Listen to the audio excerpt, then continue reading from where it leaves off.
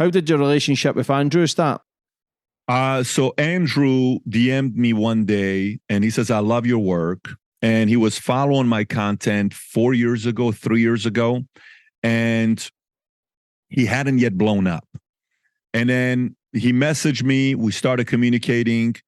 And then all of a sudden, he was blowing up at this point. You know, he was, like all over the place. I'm like, this guy is an incredible communicator and storyteller. Wow, I like what this guy has to say. And then he got canceled.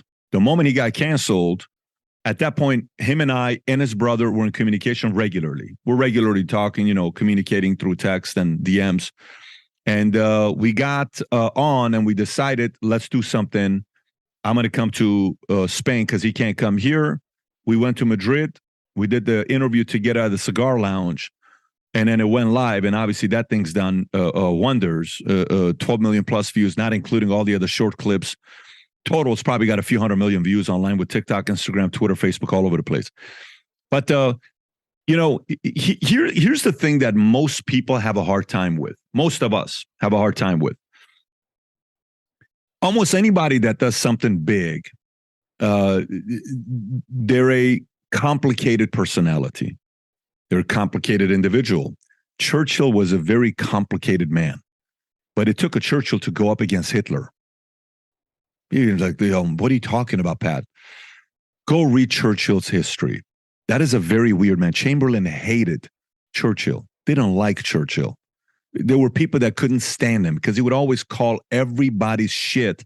But when it came down to war, Chamberlain had to go beg Churchill to go do his part. And he did. Trump is a complicated personality, right? John F. Kennedy, complicated personality. When you go and read his story and who he was and what he did. Thomas Jefferson, complicated personality. Andrew Jackson, complicated personality. A Musk, complicated personality. Ted Turner, so many names. So, and Andrew Tate is complicated. Personality, his upbringing, how he was raised by the father, by the dynamics of the father, how he pushed him, how he challenged him, what they went through, what they saw, became fighters, and going from there to becoming who they are in their belief system and philosophies, ideology. So I'm surprised when people are surprised. Like, what do you expect somebody that's not afraid of authority? What do you think causes somebody to not be afraid of authority and be able to call them out? What is that a byproduct of? A rough life. What do you think makes a great comedian? A very hard life. If there's one thing comedians have in common, they lived such a hard life that to cope with tough times was humor. Some people cope with hard times with drugs.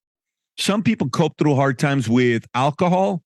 Some people deal with hard times through fighting and beating people up.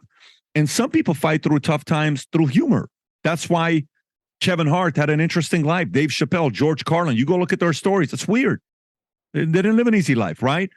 So for someone to be that confident and a true believer to push the envelope the way he has, you think you're going to go to a college to get a degree to be that tough? No. You think you're going to go take a course on Udemy to become that tough? No. You think there's 100 of the best YouTube videos to watch on how to be mentally tough to become mentally tough? You're out of your mind. The only way to be mentally tough and emotionally tough is through a shitty, hard life. That's the best way to be mentally tough. Someone in your life had to be very hard or tough on you.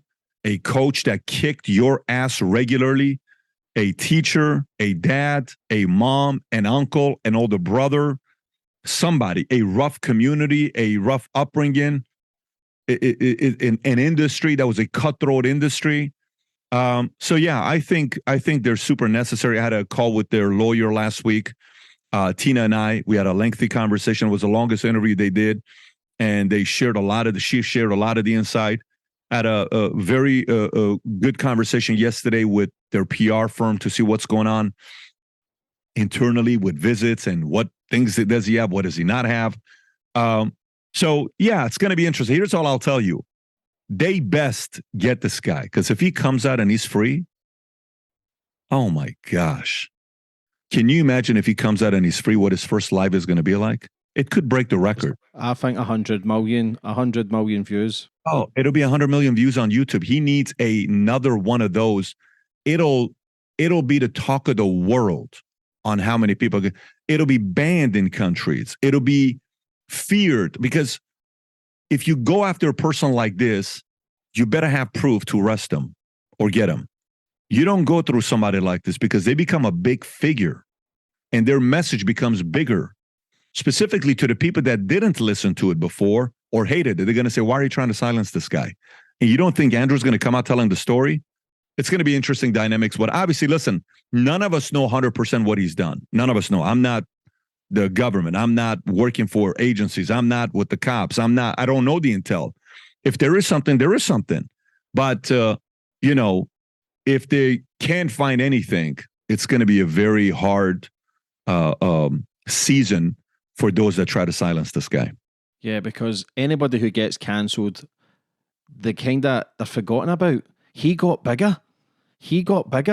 He'll be even bigger when he comes out. That's again if he comes out, because then he is far too influential, and there's people who's been killed off basically for less. He is far too big to be out there. He is far too big to be spreading a message. He will be like a fucking god if he's out, and that's the scary thing. Does he get out? Are they trying to break him now? Like, it's just scary how far they can go with it all. Like, what do you think the outcome will be, Patrick, from the information that you have and how big he is? Like, what do you think the outcome will be with Andrew Tate? Well, the laws in Romania, they can extend detention 6 times for 30 days, which is 180 days. So that's the known on what can happen, which means the 6 times that they do that for 30 days, that's going to go for another 90 days. So if we're right now March 1st, today, assume April, May, June he's still going to be in. Okay. Unless if something happens, they let him out. This Monday, 2 days ago, they had a decision to release him or kind of revisit what's going on to get some house arrest because of his lungs. They said no. And not only that, I think the other 2 girls also were asked to go back into prison again. I don't know if they're 100% confirmed that, but that's kind of where it's at right now. But eventually the government has to stop saying allegedly and saying, here's what they're convicted with. And then the job of the lawyers really start. Till then, the lawyer that he has, they're not even letting her go see him face to face.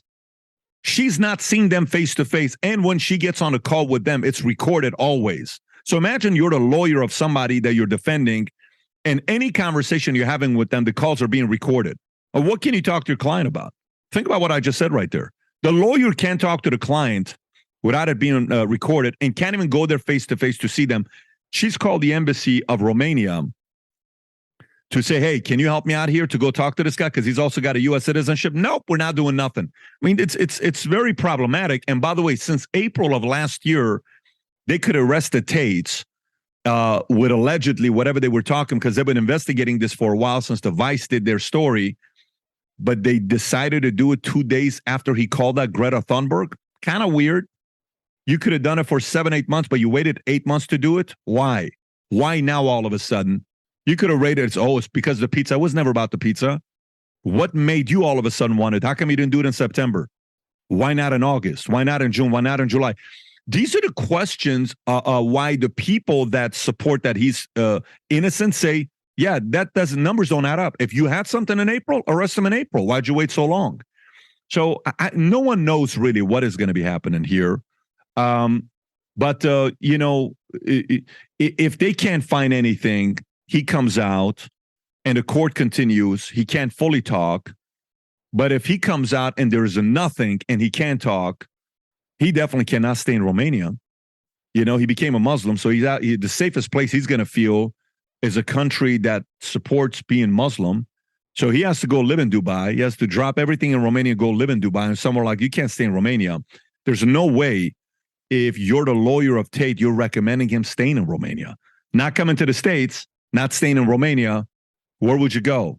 Dubai? Singapore? Only a couple places you can go to feel safe. He's probably safer in Russia than he's in Romania. So I don't know what's really going to be happening based on the information I'm getting.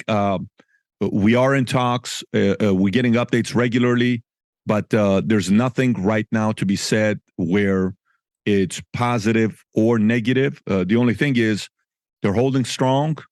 These are 2 tough mentally and emotionally brothers that they see each other every day. They're not in the same cell, I believe. but they do see each other every day. That's good that they're around each other because they strengthen each other. But no matter who you are, man, you have no clue what they're doing to them right now. So it's time will tell what's really going on there.